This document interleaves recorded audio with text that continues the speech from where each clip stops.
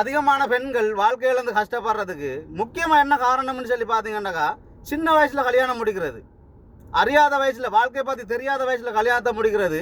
வாழ்க்கையை பற்றி தெரியும் போது அவங்க வாழ்க்கை அவங்க கையில் கிடையாது, அவங்களுக்கு பிறந்த குழந்தைகள் தான் அவங்க கையில் இருக்குது. வாழ்க்கையை பற்றி புரிதல் வர்றதுக்கு முன்னாடியே பிரிதல் வந்துடுது. அப்புறம் எப்படி அந்த வாழ்க்கை நிலைக்கும்? இன்றைக்கு பிரிஞ்ச வாழ்க்கையை நம்ம 190 பார்த்தோம்னு சொல்லி சொன்னால் சின்ன வயசு கல்யாணமாக தான் இருக்குது. சில பெற்றோர்கள் அவங்களோட கஷ்டம் தீரணுன்றதுக்காக கல்யாணம் முடிச்சு கொடுக்குறாங்க. ஆனால் வாழ்க்கை ஃபுல்லாக புள்ளோல் கஷ்டப்பட போகல அப்படின்றத மறந்துடுறாங்க. சில பிள்ளை லவ் பண்ணிட்டு உடனே கல்யாணத்தை முடிக்கிறாங்க. இளைஞர்களுக்கு நான் சொல்கிறேன் ஒன்று, கல்யாணம் முடிக்கும்போது சில காலம் சந்தோஷமாக தான் இருக்கும், ஆனால் பல வருஷம் கஷ்டமாக இருக்கும் அப்படின்றத மறந்துடாதீங்க.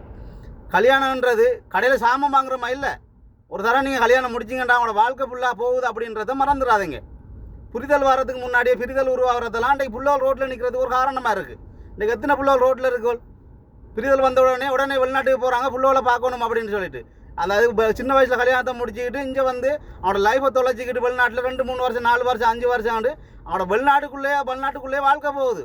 அதனால தான் நிறைய தப்புகள் உருவாகிறதுக்கும் ஒரு காரணமாக இருக்குது. இந்த தப்பு எங்கேருந்து உருவாகுது? ஆரம்பம் நீங்கள் செய்கிற ஒரு தப்பு உங்களோட பரம்பரையே தப்பாக கொண்டு போகுது. நீங்கள் செய்கிற ஒரு தப்பு உங்களோட பிள்ளைகள் லைஃப் இல்லாதாக்குது. கொஞ்சமாவது யோசிங்க செய்கிறதுக்கு முன்னாடி. சந்திப்போம் மீண்டும் ஒரு வீடியோவில்.